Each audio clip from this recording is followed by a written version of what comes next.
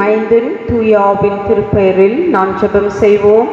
எங்கள் தாயும் தந்தையுமாகிய கடவுளே, இந்த மே மாதத்தின் 24ஆம் தேதி இந்த ஓய்வு நாளிலே உம்மை போற்றவும் உம்மை துதிக்கவும் இல்லங்களிலிருந்து உம்முடைய வார்த்தை கேட்கவும் நீர் கிருபை பாராட்டியிருக்கிறேன். எங்களுடைய திருச்சபை குடும்பங்கள் அனைத்தையும் நீர் ஆசீர்வதியும் ஆண்டவரே. குழந்தைகள், பெரியவர்கள், தாய்மார்கள், ஒவ்வொருவரையும், வாலிப பிள்ளைகள் ஒவ்வொருவரையும் நீர் தொட்டு அரவணைக்கும்படியாய் ஜெபிக்கிறோம் ஆண்டவரே. எங்களுக்கு நீர் கிருபை பாராட்டியிருக்கிறீர், இரக்கம் பாராட்டியிருக்கிறீர், அளவற்ற உம்முடைய அன்பை எங்களுக்கு பொழிந்தருளிருக்கிறீர் ஆண்டவரே. நாங்கள் எப்பொழுதும் நன்றியோடு இல்லங்களில் இருந்து உம்மை போற்றி உம்மை துதித்து உமக்கு நாங்கள் உகந்தவர்களாய் வாழ நீர் கிருபை பாராட்டும். தொடர்ந்து நீர் எங்களை ஆசீர்வதியும், வழி நடத்தும். ஆண்டவராகிய இயேசுவின் மூலம் கேட்கிறோம் கடவுளே, ஆமென்.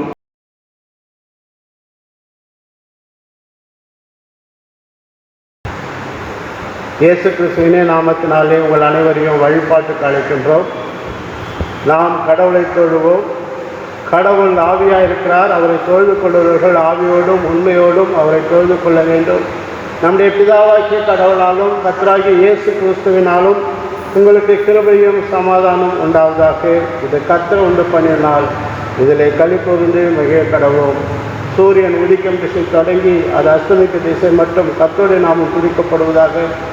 கடவுள் ஒளியாயிருக்கிறார். அவரில் எவ்வளேனும் இருள் இல்லை. அவர் ஒளியாயிருக்கிறது போல நாமும் ஒளியிலே நடந்தால் ஒருவருக்கொருவர் ஐக்கப்பட்டிருப்போம். அப்படி குமாரனாகி இயேசு கிறிஸ்துவின் ரத்தம் சகல பாவங்களை நீக்கி நம்மை சுத்திகரிக்கும். இயேசு சொன்னார், ஒருவன் என் பின்னே வர விரும்பினால் அவன் தன்னைத்தான் எடுத்து தன் சிலுவை எடுத்துக்கொண்டு என்னை பின்பற்ற கடவன். முதலும் இறுதியுமானவர் நானே, ஜீவனுள்ளவரும் மரித்து போனவரும் நானே. இதோ என்றென்றைக்கும் ஜீவனுள்ளதாக இருக்கிறேன். நானே மரணத்துக்கும் பாதாளத்துக்குரிய திறவுகள் உடையவர். ஆண்டவரே, உதடுகளை திறந்தருளும். பிதாவுக்கும் குமாரனுக்கும் பரிசுத்த ஆவிக்கும் மகிமை உண்டாவதாக. திரியேக கடவுளை போற்றுதல். சேனைகளின் கடவுளாகிய கர்த்தரே, நீர் பரிசுத்தர் பரிசுத்தர் பரிசுத்தர். வானமும் பூமியும் மகிமையால் நிறைந்திருக்கின்றன. உலகத்திலே ஓசன்னா. ஆண்டவரே, செபங்களையும் ஆராதனையும் ஏற்றுக்கொண்டு எங்கள் மேல் கிருபையாயிரும். எங்கள் தந்தையாம் கடவுளே, இந்த வல்லமையாலும் ஞானத்தாலும் எல்லாவற்றையும் படைத்து உங்கள் குமாரனை ரட்சராக தரும்படி உலகத்தில் அன்பு கூர்ந்திரையை போற்றுகிறோம். குமாரனாம் கடவுளே, பாவத்தை தவிர்த்து எல்லாவற்றிலும் எங்கள் போல் மனிதனாகி எங்கள் பாவங்களுக்காக ஒப்பு கொடுக்கப்பட்டு எங்கள் நீதிக்காக உயிர்த்தெழுந்தவரையை போற்றுகிறோம். பரிசுத்த ஆவியானவராகிய கடவுளே, எல்லா உண்மைக்குள்ளைகளை வழிநடத்தி கடவுளின் அன்பைகள் நெஞ்சில் பொழிகிறவரையை போற்றுகிறோம். பிதா குமாரன் பரிசுத்த ஆவியாகிய கடவுளே, உமக்கே காலமும் எல்லா புகழும் மகிமை உண்டாவதாக. பாவ அறிக்கை. நமக்கு பாவமில்லை என்போமானால் நம்மை நாமே வஞ்சிக் கொள்ளாவோம். நமக்குள் உண்மை இல்லை. நமது பாவங்களை அறிக்கையிட்டால் பாவங்களை நமக்கு மன்னித்து எவ்வித அநீதி நீங்க நம்மை சுத்திகரிப்பதற்கு அவர் நம்பத்தக்கோரும் நீதியும் உள்ளவர். நான் எழுந்தேன் தகப்பனிடத்திற்கு போய், தகப்பனை பரத்துக்கு விரோதமாகவும் உமது பார்வையிலோ பாவம் செய்தேன். இனி உடைய மகன் என்று சொல்லப்படுவதற்கு நான் பாத்திரம் நல்லன். இந்த கூலிக்காரில் ஒருவனாக என்னை வைத்துக் கொள்வோம் என்பேன். கடவுள் ராஜ்யம் சமீபித்திருக்கிறது. மனம் திரும்பி சுவிசேஷத்தை நம்பிக்கை வையுங்கள். நமது பலவீனங்களுக்காக பரிதவிக்க முடியாத பிரதான ஆசாரியர் நமக்கிராமல் எல்லாவற்றிலும் நம்மை போல் சோதிக்கப்பட்டும் பாவமில்லாத பிரதான ஆசாரியரை நமக்கு இருக்கிறார். நாம் முழங்கால் படித்து மௌனமாக நம்மை நாமே சோதித்து அறிவோமாக.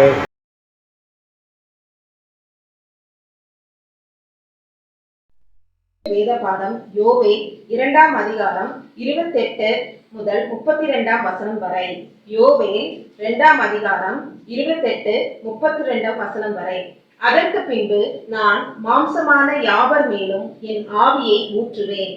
அப்பொழுது உங்கள் குமாரரும் உங்கள் குமாரத்திகளும் தீர்க்க தரிசனம் சொல்லுவார்கள். உங்கள் மூப்பர் சொப்பனங்களையும் உங்கள் வாலிபர் தரிசனங்களையும் காண்பார்கள். ஊழியக்காரர் மேலும் ஊழியக்காரிகள் மேலும் அந்நாட்களிலே என் ஆவியை ஊற்றுவேன். வானத்திலும் பூமியிலும் இரத்தம், அக்னி, புகைஸ்தம்பங்களாகிய அதிசயங்களை காட்டுவேன். கர்த்தருடைய பெரிதும் பயங்கரமான நாள் வரும் முன்னே சூரியன் இருளாகவும் சந்திரன் இரத்தமாகவும் மாறும். அப்பொழுது கர்த்தருடைய நாமத்தை தொழுது கொள்கிறவன் எவனோ அவன் ரட்சிக்கப்படுவான். கர்த்தர் சொன்னபடி சீயோன் பர்வதத்திலும் எருசலேமிலும் கர்த்தர் வரவழைக்கும் மீதியாயிருப்பவர்களிடத்திலும் ரட்சிப்பு உண்டாயிருக்கும்.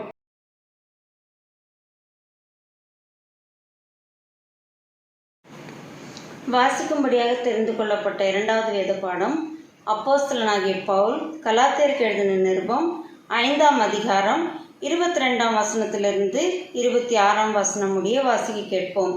கலாத்தியர் 5ஆம் அதிகாரம் 22ஆம் வசனத்திலிருந்து அதிகாரம் முடிய. புதிய ஏற்பாட்டின் பக்கம் 262. ஆவியின் கனியோ அன்பு, சந்தோஷம், சமாதானம், நீடிய பொறுமை, தயவு, நற்குணம், விசுவாசம், சாந்தம், இச்சையடக்கம், இப்படிப்பட்டவைகளுக்கு விரோதமான பிரமாணம் ஒன்றுமில்லை. கிறிஸ்துவினுடையவர்கள் தங்கள் மாம்சத்தையும் அதன் ஆசை இச்சையையும் சிலுவையில் அறைந்திருக்கிறார்கள். நாம் ஆவியினாலே பிழைத்திருந்தால் ஆவிக்கேற்றபடி நடக்கவும் கடவோம். வீண் புகழ்ச்சியை விரும்பாமலும் ஒருவரை ஒருவர் கோபம் ஊட்டாமலும் ஒருவர் மேல் ஒருவர் பொறாமை கொள்ளாமலும் இருக்க கடவோம். வாசிக்கும்படியாக தெரிந்து கொள்ளப்பட்ட இரண்டாவது வேத பாடம் வாசித்தாயிற்று. தேவனே மகிமை உண்டாவதாக. ஆமேன்.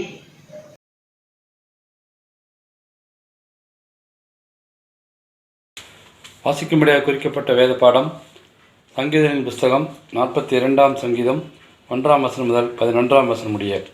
சங்கீதம் 42 1 முதல் 11 முடிய. மானானது நீரோடையிலே வாஞ்சித்து கதறுவது போல தேவனே, என் ஆத்மா உம்மை வாஞ்சித்து கதறுகிறது. என் ஆத்மா தேவன் மேல், ஜீவனுள்ள தேவன் மேலேயே தாகமாயிருக்கிறது. நான் எப்பொழுது தேவனுடைய சந்நிதியில் வந்து நிற்பேன்? உன் தேவன் எங்கே என்று அவர்கள் நாள்தோறும் என்னிடத்தில் சொல்லுகிறபடியால் இரவும் பகலும் என் கண்ணீரே எனக்கு உணவாயிற்று.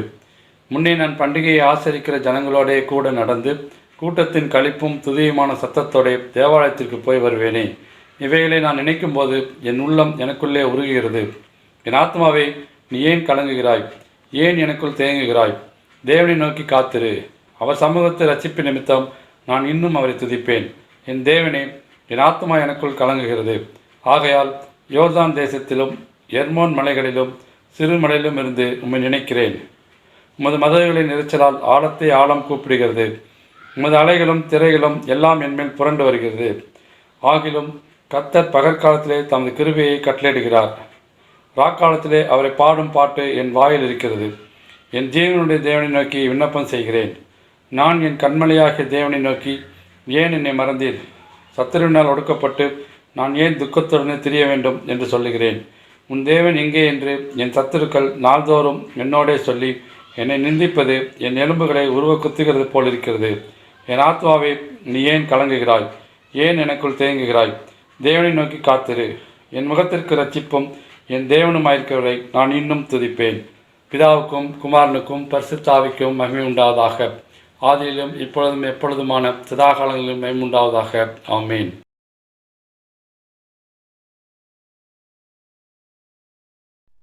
வாசிக்க வேண்டிய வேத பாடம் யோவான் எழுதின வேத பாடம் 14ஆம் அதிகாரம் 15 முதல் 21 வரை. நீங்கள் என் இடத்தில் அன்பாயிருந்தால் என் கற்பனைகளை கை கொள்ளுங்கள். நான் பிதாவை வேண்டிக் கொள்ளுவேன். அப்பொழுது என்றென்றைக்கும் உங்களுடனே கூட இருக்கும்படிக்கு சத்திய ஆவியாக வேறொரு தேற்றவாளனை அவர் உங்களுக்கு தந்தருள்வார். உலகம் அந்த சத்திய ஆவியானவரை காணாமலும் அறியாமலும் இருக்கிறபடியால் அவரை பெற்றுக்கொள்ள மாட்டாது. அவர் உங்களுடனே வாசம் பண்ணி உங்களுக்குள்ளே இருப்பதால் நீங்கள் அவரை அறிவீர்கள். இன்னும் கொஞ்ச காலத்தில் உலகம் என்னை காணாது, நீங்களும் என்னை காண்பீர்கள். நான் பிழைக்கிறபடியினால் நீங்களும் பிழைப்பீர்கள். நான் என் பிதாவிலும் நீங்கள் என்னிலும் நான் உங்களிலும் இருக்கிறதை அந்நாளிலே நீங்கள் அறிவீர்கள். என் கற்பனைகளை பெற்றுக்கொண்டு அவைகளை கைக்கொள்கிறவன் என்னிடத்தில் அன்பாயிருக்கிறான். என்னிடத்தில் அன்பாயிருக்கிறவன் என் பிதாவுக்கு அன்பாயிருப்பான். நான் அவனில் அன்பாயிருந்து அவனுக்கு என்னை வெளிப்படுத்துவேன் என்றார். வாசிக்க வேண்டிய வேத படம் வாசித்ததாயிற்று. தேவனுக்கு மகிமை உண்டாவதாக. ஆமென்.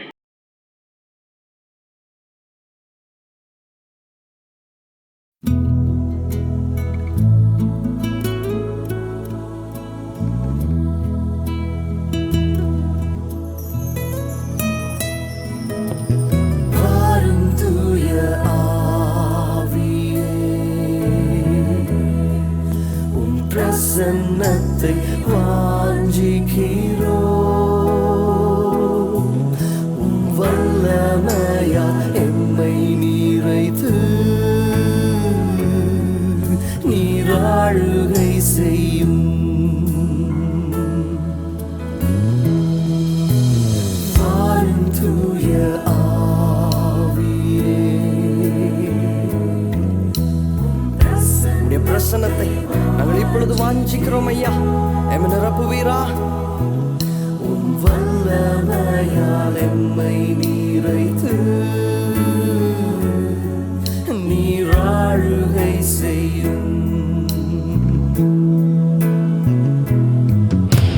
ஜீவ தண்ணீர் நீரே, தாகம் தீர்க்கும் ஊற்று, ஆலோசனை கர்த்தரே, வாழுகை செய்யும். ஜீவ தண்ணீர் நீரே, தாகம் தீர்க்கும் ஊற்று, ஆலோசனை கர்த்தரே, என்னை ஆளுகை செய்யும். வாரும் தூய ஆவியானவரே, உம் பிரசன்னத்தை வாஞ்சிக்கிறோம். உம் வல்லமையால் எம்மை நிறைத்து நீராளுகை செய்யும்.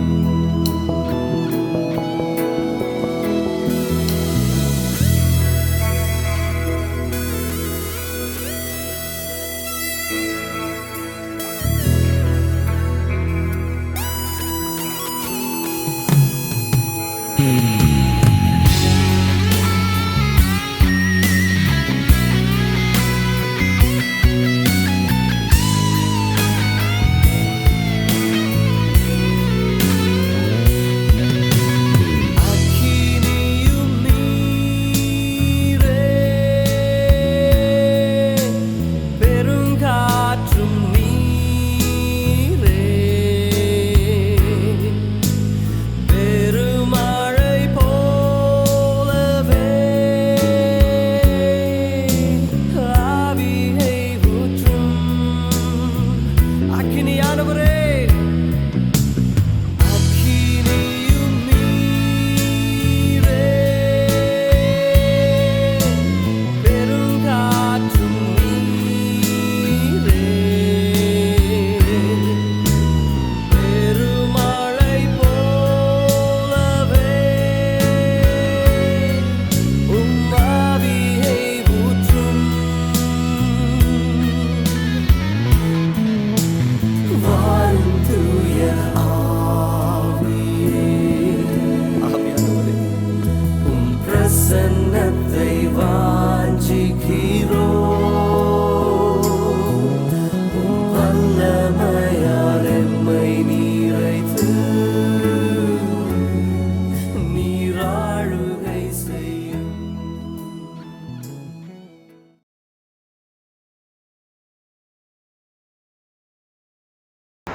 ஜெபம் செய்வோம்.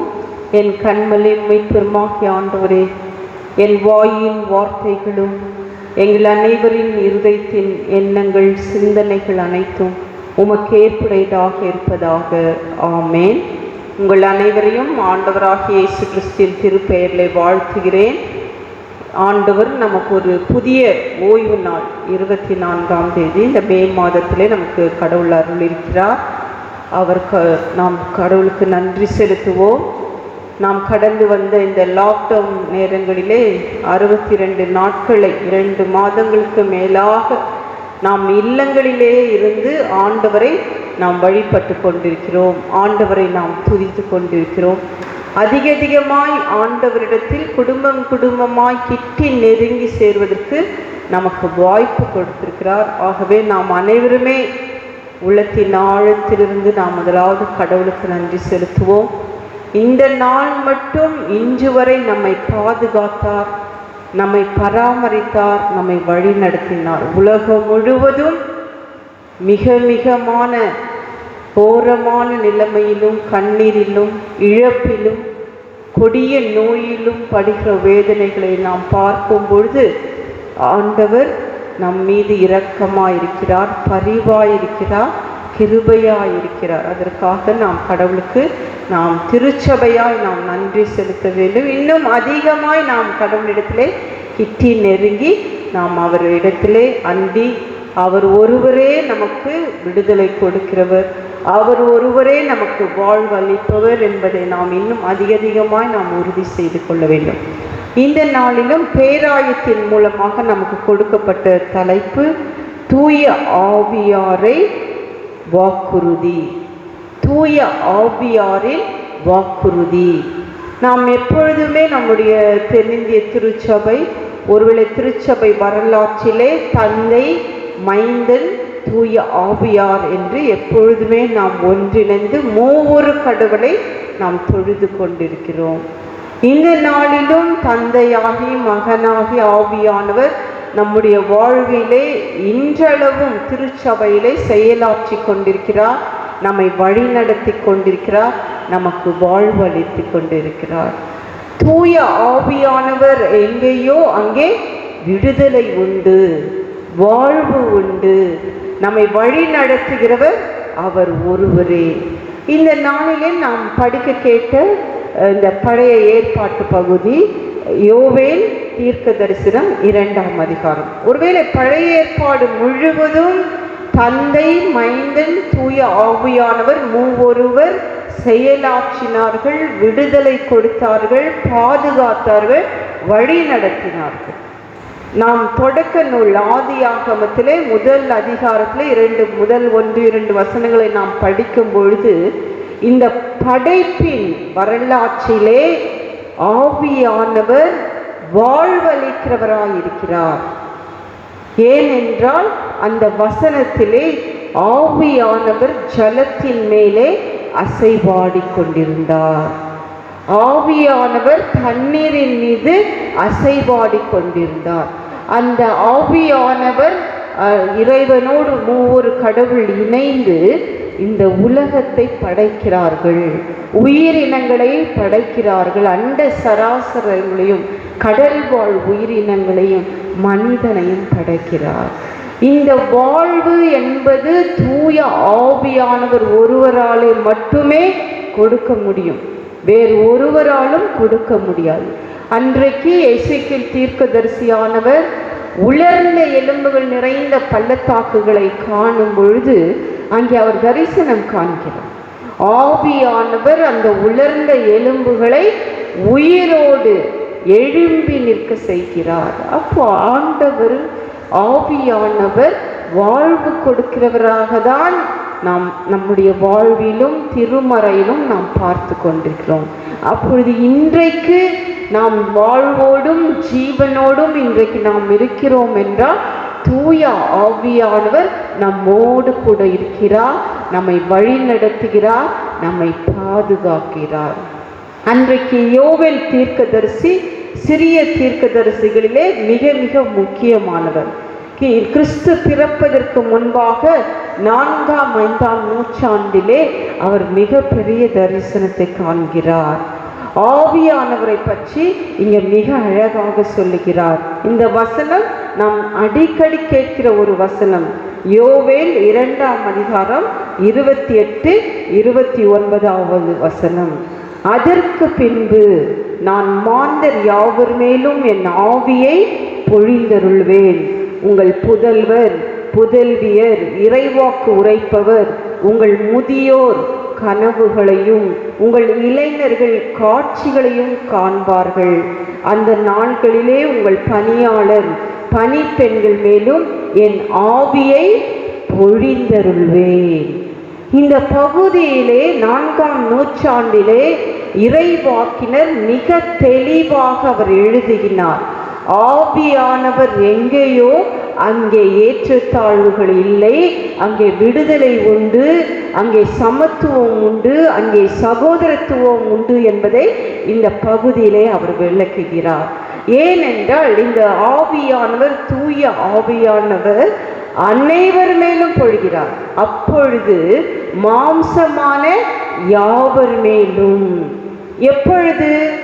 அந்த பகுதியானது அந்த யோவேல் தீர்க்கதரிசி எழுதும்போது அந்த பாலஸ்தீனத்திலே அந்த வறண்ட பகுதியிலே வெட்டுக்கிளிகளாக அழிக்கப்பட்டு கொண்டிருக்கிற நேரத்திலே துயரம் ஒரு பகுதி, அழிவு ஒரு நேரத்தில் இருக்கும் பொழுது இங்கே தீர்க்கதரிசியானவர் சொல்லுகிறார், மனம் திரும்ப வேண்டும், உள்ளான மனம் மாற்றம் அடைய வேண்டும்.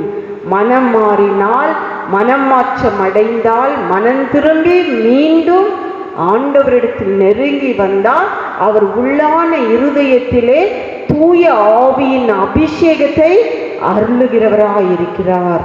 தூய ஆவியானவர் ஒவ்வொருக்குள்ளும் இடைப்படுகிறார், ஆசிர்வதிக்கிறார் என்பதை தான் அவர் மிக அழகாக இங்கே தெளிவாக விளக்குகிறார்.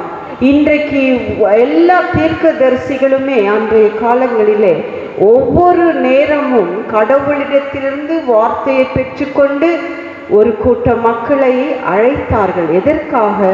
மனம் மாற்றம் அடைய வேண்டும், உள்ளான மனம் திரும்புதல் இருக்க வேண்டும். அப்பொழுதுதான் ஆண்டவர் உங்களை ஆசிர்வதிப்பார், வழி நடத்துவார் என்று.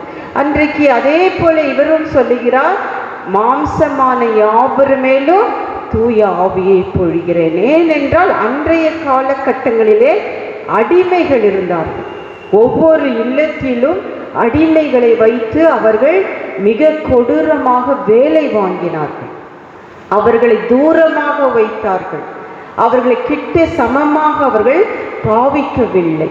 அப்படிப்பட்ட நேரத்திலே இவர் சொல்லுகிறார், அனைவர் மீதும் யாவர் மீதும் என்றால் அங்கே ஏற்றத்தாழ்வு இல்லை, அங்கே செல்வந்தன் அடிமை என்று இல்லை, எஜமானன் அடிமை என்பது இல்லை, ஏழை பணக்காரன் என்று இல்லை, எந்த பாகுபாடும் இன்றி எந்த மொழி இன மக்களாக இருந்தாலும் அனைவர் மீதும் ஆவியானவர் பொழிகிறார். அவர் என்றும் மாறாதவர், எக்காலங்களுக்கும் உரியவர். ஆண் என்றும் இல்லை, பெண் என்றும் இல்லை, அடிமை என்றும் இல்லை, சுயாதீனன் என்றும் இல்லை, யூதன் என்றும் கிரேக்கன் என்றும் இல்லை, அனைவருக்கும் அவர் ஆவியை ஊற்றுகிறவராய் இருக்கிறார். அந்த ஏற்றத்தாழ்வுகளை அகற்றுவதாகவும் ஆவியானவர் இருக்கும் பொழுது அனைவரையும் அவர் உயர்த்துகிறார் என்று இந்த பகுதியிலே தெளிவாக சொல்லுகிறார். அவர்கள் சொல்லுகிறார், குமாரத்திகள் மீதும் குமாரர்கள் மீதும். அப்போ அன்றைக்கே 4ஆம் நூற்றாண்டிலே பெண்களுக்கு கொடுக்க வேண்டிய உரிமையை பற்றி அவர் இந்த பகுதியிலே பேசுகிறார். பெண்கள் மீதும் ஆவியானவர் இருப்பார், அவர்களும் இந்த திருப்பணியை ஆற்றுவார்கள், தீர்க்க தரிசனத்தை உரைப்பார்கள். ஒவ்வொரு தீர்க்க தரிசனம் இறைவாக்கும் உரைக்கும் பொழுது எப்பொழுதுமே அது ஆவிக்கேற்றதாய், ஆவிக்குரிய வாழ்க்கையிலே வளர்ச்சி அடைவதாய், விருத்தி அடைவதற்கு ஏற்றதாய் தான் இருக்க வேண்டும். ஏனென்றால் நம்முடைய பழைய ஏற்பாடு தீர்க்க தரிசிகள் அனைவருமே அன்றைக்கு தீர்க்க தரிசனம் உரைக்கும் பொழுது ஒவ்வொருவருக்குள்ளாக ஆவியானவர் செயல்பட்டார், உள்ளான ஒரு மனமாற்றத்தை கொடுத்தார். அப்போ இன்றைக்கு நம்முடைய வாழ்விலே இவற்றை நாம் காணும் பொழுது தூய ஆவியானவர் உலகனைத்து மக்கள் மீதும் இன்றைக்கு செயல்பட்டு கொண்டிருக்கிறார். ஒருவேளை இன்றைக்கு அநேக வேறுபாடுகள் இருக்கலாம், ஏற்றத்தாழ்வுகள் இருக்கலாம், குறைவு நிறைவுகள் இருக்கலாம், அடிமைகள் இருக்கலாம். ஆனால் ஆண்டவராகிய இயேசு கிறிஸ்துவின் முன்னே, மூவொரு கடவுளின் முன்பே நாம் அனைவரும் சமம், நாம் அனைவரும் ஒன்று என்பதை இந்த பகுதி விளக்குகிறது. இங்கே சமத்துவத்தை பற்றி சொல்லுகிறார், ஏற்றத்தாழ்வுகளை அகற்றுகிறார், அனைவரையும் ஒன்றிணைக்கிறார். அது ஆணாக இருக்கட்டும், பெண்ணாக இருக்கட்டும், வாலிப பிள்ளைகளாக இருக்கட்டும், முதியோர்களாக இருக்கட்டும், நம்முடைய இல்லங்களில் வேலை செய்கிற பணி பெண்களாக இருக்கட்டும், அனைவரையும் ஒன்றிணைக்கிறார். இன்றைக்கு ஆவியானவர் நமக்குள்ளே இருக்கும் பொழுது நமக்குள்ளே எப்பொழுதும் ஒருமைப்பாடு இருக்கும், அந்த ஒன்றிணைப்பு.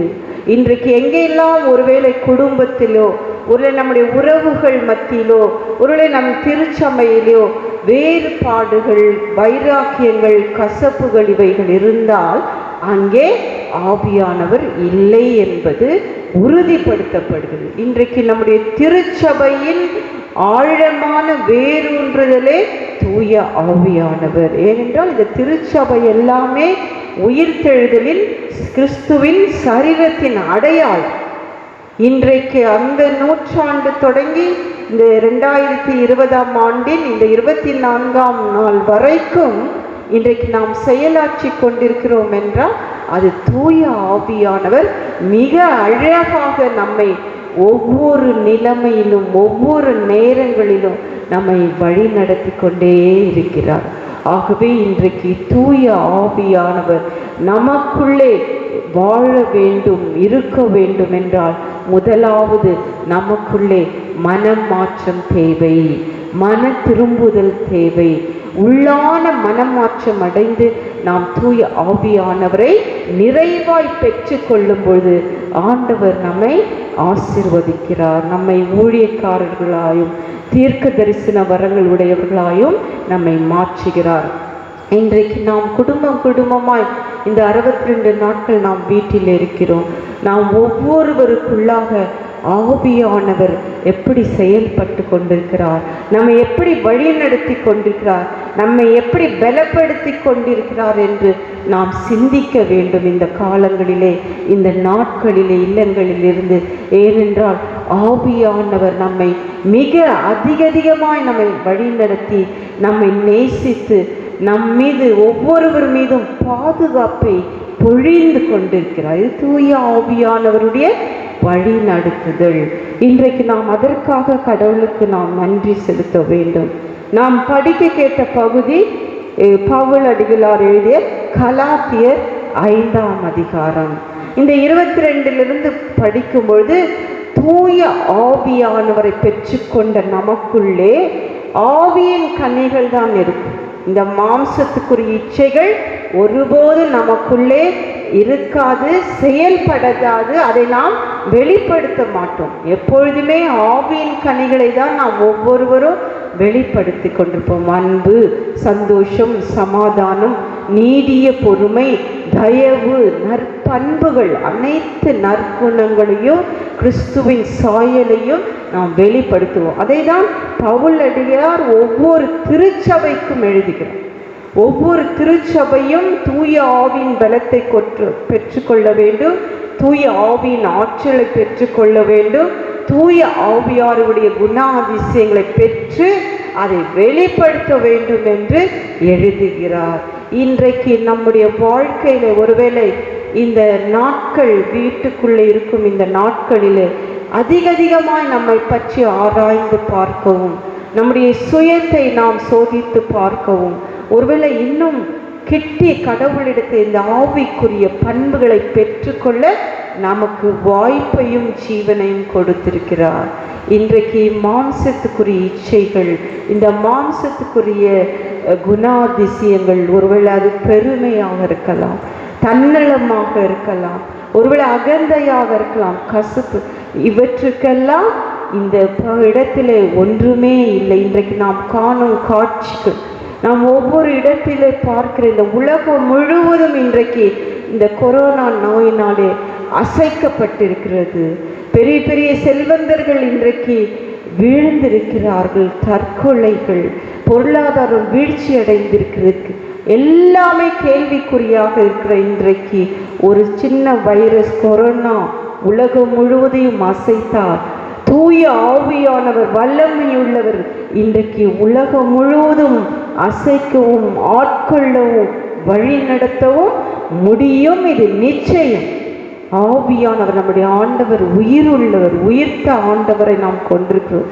இன்றைக்கு ஒவ்வொரு திருச்சபையும் இந்த உயிர்த்தெழுந்த ஆண்டவரின் தூய ஆவியின் சாட்சியாக இருக்கிறோம், நாம் விளங்கி கொண்டோம். ஒருவேளை இன்றைக்கு திருச்சபைகள் மூடப்பட்டிருக்கிறது என்று நினைக்கலாம். ஆனால் திருச்சபை குடும்பங்கள் இன்றைக்கு செயலாற்றி கொண்டிருக்கிறது. எண்ணத்திலும் செயலிலும் சிந்தனையிலும் தூய ஆவியானவர் அவர்களை வழி நடத்தி கொண்டிருக்கிறார். ஒருவேளை நம்முடைய திருச்சபையும் இன்றைக்கு ஒருவேளை மூடி இருந்தாலும் நாம் அனைவரும் மூடப்படவில்லை. நம்முடைய இருதயங்கள், நம்முடைய எண்ணங்கள், நம்முடைய சிந்தனைகள், செயல்கள் ஆவியானவர் வழி நடத்தின்படி நாம் இயங்கி கொண்டிருக்கிறோம். அநேக நேரங்களிலே சாதாரண மனிதர்கள் சொல்லும் வார்த்தை இது செத்த திருச்சபை என்று. ஆனால் இது செத்த திருச்சபைகள் அல்ல, இது உயிருள்ள திருச்சபை. தூய ஆவியானவர் நம்மை வழி நடத்துகிறார். எங்கெல்லாம் ஆவியின் பண்புகள் வெளிப்படுகிறதோ, எங்கெல்லாம் ஆவியின் கனிகள் பெருகி இருக்கிறதோ, அங்கெல்லாம் தூய ஆவியானவர் நம்மை வழி நடத்தி கொண்டிருக்கிறார். ஒருவேளை இந்த ஆபத்தான இக்கட்டான இந்த நேரத்தில் இந்த கொரோனாவால் பாதிக்கப்பட்டவர்களுக்கு எத்தனையோ பேர் திருச்சபை குடும்பமாய் பண உதவி செய்திருக்கிறது. ஒருவேளை உணவை சமைத்து அதை கொண்டு போய் பிறரிடம் நாம் சேர்த்திருக்கிறோம். எப்படி இது முடியும்? திருச்சபை குடும்பமாய் தூய ஆவியானவர் நமக்குள்ளே இருக்கிறார், நம்மை இயக்கி கொண்டிருக்கிறார். உலகம் முழுவதும் இன்றைக்கு ஆவியானவர்களுடைய ஆளுகைக்குள்ளே இருக்குது. ஒருவேளை இன்றைக்கு நம்மை ஆட்சி செய்கிறவருடைய ஆளுகை எல்லாம் நிலையற்றது, நிரந்தரமற்றது. அது இது உலகத்துக்குரியவை, இது மாம்சத்துக்குரியவை, இந்த பூமிக்குரியவைகளையே நாடுகிறார்கள். ஆனால் நாம் அனைவரும் மேலானவர்கள், நாம் மேலானவைகளே நாட வேண்டும். ஏனென்றால் நம்முடைய ஆண்டவர் விண்ணுக்குரியவர். நம்முடைய அரசு இந்த பூமிக்குரியதல்ல, விண்ணுக்குரியது. நாம் அனைவருமே விண்ணுக்குரியவர்கள். இன்றைக்கு தூய ஆவியானவர் நமக்குள்ளே அசைவாடி கொண்டிருக்க. அதனால்தான் பவுல் ஒவ்வொரு திருச்சபைக்கு ஒவ்வொரு நிருபமாக எழுதும் பொழுது நீங்கள் பூமிக்குரியவர்கள் அல்ல, நீங்கள் மாம்சத்துக்குரியவர்கள் அல்ல, உங்களுடைய ஊன் இயல்புகள் எல்லாம் மாற வேண்டும் என்று அறிவுரை சொல்லிக்கொண்டே இருக்கிறார். இன்றைக்கு ஒருவேளை கிருபையால் நமக்கு ஜீவன் கொடுக்கப்பட்டிருக்கிறது, வாழ்வு கொடுக்கப்பட்டிருக்கிறது. இந்த நாட்களிலே நாம் எதை செய்து கொண்டிருக்கிறோம், எதை நாம் சிந்தித்து கொண்டிருக்கிறோம், நாம் எதை வெளிப்படுத்தி கொண்டிருக்கிறோம்? ஆவியானவர் எங்கேயோ அங்கே விடுதலை உண்டு, ஆவியானவர் எங்கேயோ அங்கே வாழ்வு உண்டு, ஆவியானவர் எங்கேயோ அங்கே ஒரு மனம் ஒன்று, ஒன்றிணைப்பு. ஆவியானவர் எங்கேயோ அங்கே சமத்துவம் உண்டு, சகோதரத்துவம் உண்டு. இன்றைக்கு நாம் நம்மை ஆராய்ந்து பார்ப்போம். நம்முடைய குடும்ப வாழ்விலே, நம்முடைய தனிப்பட்ட வாழ்விலே, நம்முடைய திருச்சபை வாழ்விலே இன்னும் நமக்குள்ளே ஏதாவது வேறுபாடுகள், கசப்புகள், வைராக்கியங்கள் இருந்தால் நாம் அவற்றை களைந்து விடுவோம். ஒருவேளை இது ஒரு நமக்கு எச்சரிப்பின் நாட்களாக இருக்கலாம். நம்மை நாம் ஆராய்ந்து பார்த்து தூய ஆவின் பலத்தோடு அவருடைய வழி நடத்துதலே நாம் முன்னேறி செல்வதற்கு நம்மை நாம் சோதித்து ஆராய்ந்து பார்க்க வேண்டும். நாம் படிக்க கேட்ட யோவான் நற்செய்தி நூல் 14ஆம் அதிகாரம் தொடர்ந்து நாம் இந்த பகுதியை படித்து கொண்டிருக்கிறோம். இயேசுவானவர் இந்த பூமியில் வாழ்ந்தபொழுது தன்னுடைய சீடர்களோடு அவர் உரையாடுகிறார். அநேக நேரத்திலே தன் பாடுகளை பற்றி, தன் மரணத்தை பற்றி, தன்னுடைய உயிர்த்தெழுதலை பற்றி, விண்ணுக்கு ஏறுவதை பற்றி, மீண்டும் அவருடைய வருகையை பற்றி அநேக நேரம் பேசினார். அவருடைய மரணம் நெருங்கிய பொழுது அவர் சீடர்களிடத்திலே சொல்லுகிறார், உங்கள் இருதயம் கலங்காதிருப்பதாக, நான் பிதாவினிடத்திலே போகிறேன், உங்களுக்காக ஒரு துணையாளரை நான் விட்டு செல்வேன். எவ்வளவு பாக்கியவான்கள் நாம், பாக்கியவதிகள். நாம் ஒருபோதும் தனிமையிலே இல்லை. ஏனென்றால் நம்மோடு கூட துணையாளர் இருக்கிறார், தேற்றரவாளர் நமக்குள்ளே இருக்கிறார். இன்றைக்கு ஒவ்வொருவரும் எத்தனையோ கலக்கத்தோடும் பயத்தோடும் ஒருவேளை பாரத்தோடும் தனிமையிலும் நாம் இருக்கும் பொழுதெல்லாம் நம்முடைய எதிர்காலம் ஒரு கேள்விக்குறியாக இருக்கலாம். ஒருவேளை நம்முடைய பிள்ளைகளின் எதிர்காலம் இன்றைக்கு ஏற்பட்டிருக்கிற இந்த அதிர்வுகள் எதை கொண்டு செல்லும், எப்படி இருக்கும் என்று பயம் இருக்கலாம். நாம் பயப்பட தேவையில்லை. ஏனென்றால் எனக்குள்ளும் உங்களுக்குள்ளும் தூய ஆவியானவர் இருக்கிறார். நமக்கு துணையாக இன்று வரையும் நம்மை வழிநடத்தி கொண்டு வருகிறார். எத்தனை ஆபத்துகள், எத்தனை இடர்பாடுகள், எத்தனை கொள்ளை நோய்கள், எத்தனை இழப்பு மரணங்கள், இந்த செய்திகளெல்லாம் நாம் கேட்டுக்கொண்டே வாழ்ந்து கொண்டிருக்கிறோம். ஏனென்றால் நம்முடைய விசுவாசம், நம்முடைய நம்பிக்கை கிறிஸ்துவிலே வேரூன்றி இருக்கிறது. எனக்கோடு, என்னுடைய உள்ளத்திலே, என்னுடைய இருதயத்திலே, என்னுடைய இல்லங்களிலே தூய ஆவியானவர் இருக்கிறார். அவர் எங்களை பாதுகாக்கிறார், எங்களை பராமரிக்கிறார், எங்களை வழி நடத்தி கொண்டிருக்கிறார். அந்த விசுவாசத்தோடு நம்பிக்கையோடு நாம் மீண்டும் நம் குடும்பமாய் அவருடைய செட்டைகளுக்குள்ளே நம்மை அர்ப்பணிக்கும் போது ஆவியானவர் நம்மை மிக அழகாக நமக்கு வாழ்வளித்து, நம்மை வழி நடத்தி, நம்மை பாதுகாத்து, நம்மை அரவணைக்கிறவராயிருக்கிறார். நாம் ஒரு விசை நம் தலைகளை தாழ்த்தி நம்மை குடும்பமாய் கடவுளிடத்தில் அர்ப்பணிப்போம். நமக்காக ஒரு தேற்றவாளன், துணையாளரை விட்டு சென்றிருக்கிறார். அதை நாம் ஒருபோதும் மறந்து விடக்கூடாது. நாம் அவருக்காக நன்றி செலுத்துவோம். நாம் கண்களை மூடி நம்மை ஆராய்ந்து பார்த்து நாம் ஜெபம் செய்வோம்.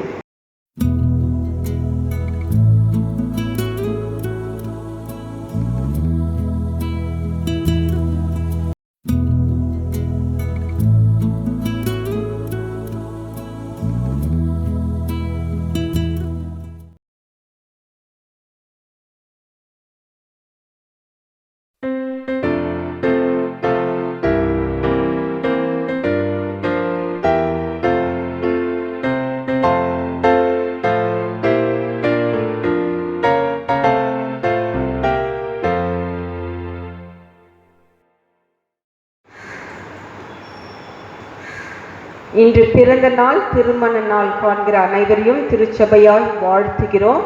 நாம் அவர்களுக்காக ஜெபம் செய்வோம். எங்கள் தாயும் தந்தையுமாகி கடவுளே, திருமண நாள், பிறந்த நாள் காண்கிற ஒவ்வொருவரையும் நீர் தொட்டு அரவணைத்து நீர் ஆசீர்வதித்தருளும் ஆண்டவரே. இம்மை மறுமைக்குரிய ஆசீர்வாதங்களாலும் நன்மையினாலும் கிருபையினாலும் இரக்கத்தினாலும் நீர் முடிசூட்டும். பெற்றோர்க்காய் உடன் பிறந்தவர்களுக்காக நாங்கள் மன்றாடுகிறோம். ஒவ்வொருவரையும் நீர் ஆசீர்வதிக்கும்படியாய் ஜெபிக்கிறோம். இந்த புதிய ஆண்டிலே அவருடைய மன விருப்பங்களை எல்லாம் நீர் நிறைவேற்றும். நீ மட்டும் பாதுகாத்தவர். இந்த புதிய ஆண்டிலும் நீர் இம்மானுவேலராயவளோடு இருந்து வழிநடத்தும். ஆண்டவராகிய இயேசுவின் மூலம் கேட்கிறோம் கடவுளே, ஆமென்.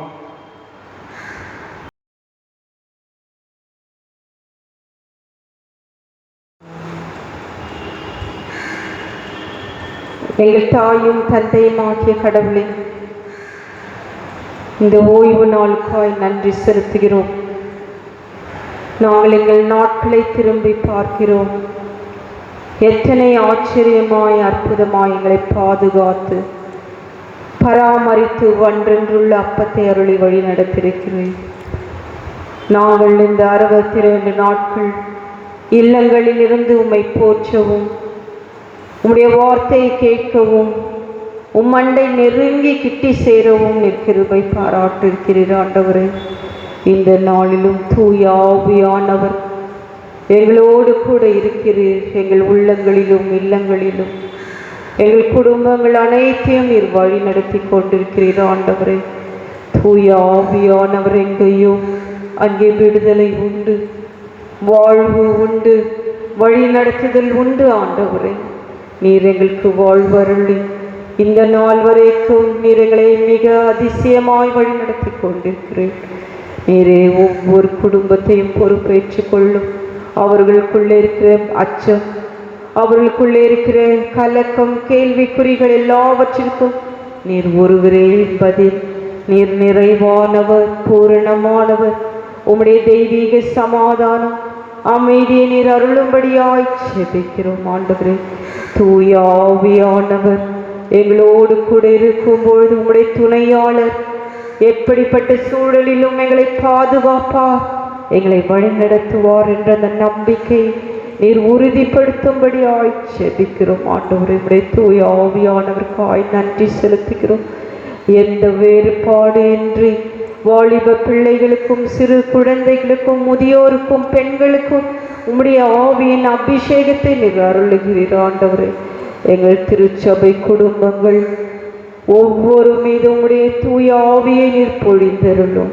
உம்முடைய ஆவியை பெற்றுக்கொண்டு அந்த ஆற்றலை பெற்றுக்கொண்டு இந்த மாம்சத்துக்குரியவைகளை எல்லாம் உம்முடைய சிலுவையிலே அறைந்து தூய ஆவிக்குரிய குணாதிசயங்களோடு நாங்கள் எழும்பி பிரகாசிக்கவும், எங்களுடைய எண்ணங்களிலும் சிந்தனைகளிலும் செயல்பாடுகளிலும் நாங்கள் நாளுக்கு நாள் வெளிப்படுத்தி உம்முடைய இறையரசை கட்ட நிற்கிருபை பாராட்டும்படியாய் ஜெபிக்கிறோம். ஆண்டவரே, எங்களுக்குள்ளே இருக்கிற எல்லா விதமான பாவங்கள், மீறுதல்கள், அக்கிரமங்கள் எல்லாவற்றையும் நீர் மன்னித்தருளும். உள்ளான மனமாற்றம் எங்கேயோ அங்கே பரிசுத்த ஆவியானவர் வாசம் செய்கிறீர். ஆண்டவரே, அதை நாங்கள் ஒருபோதும் மறந்து விடாதபடி எங்களுடைய பரிசுத்தத்தை நாங்கள் பாதுகாத்து கொள்ள கிருபை பாராட்டும். உம்முடைய வருகை மிக சமீபமாயிருக்கிறது. உம்முடைய வருகையிலே திருச்சபையாய் உம்மை போற்றவும் உம்மை எதிர்கொள்ளவும் கிருபை பாராட்டும்.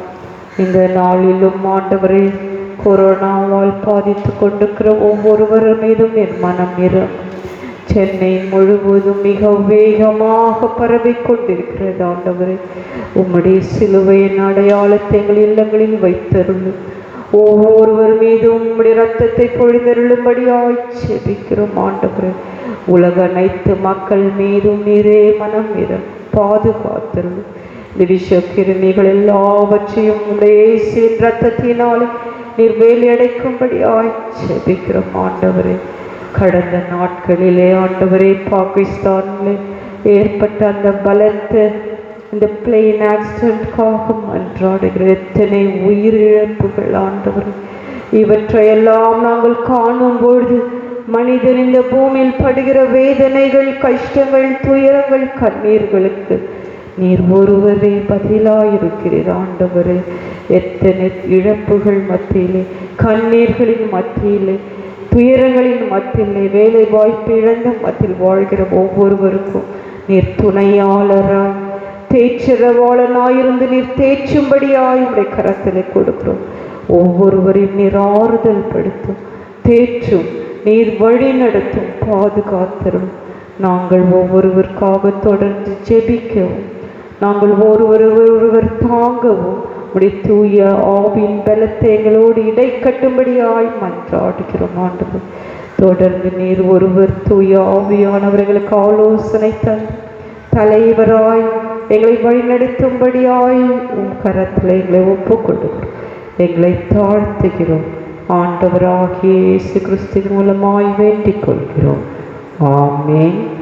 நமது ஆண்டவராகிய இயேசு கிறிஸ்துவின் அருளும் கடவுளின் அன்பும் தூய ஆவியானவரின் கூட்டுறவும் அனைத்துலக மக்களோடு, விசேஷமாய் மருத்துவமனையோடு, எங்களை பாதுகாக்கிற ஒவ்வொருவரோடும் இன்றும் என்றும் சதா காலம் தங்கியிருப்பதாக.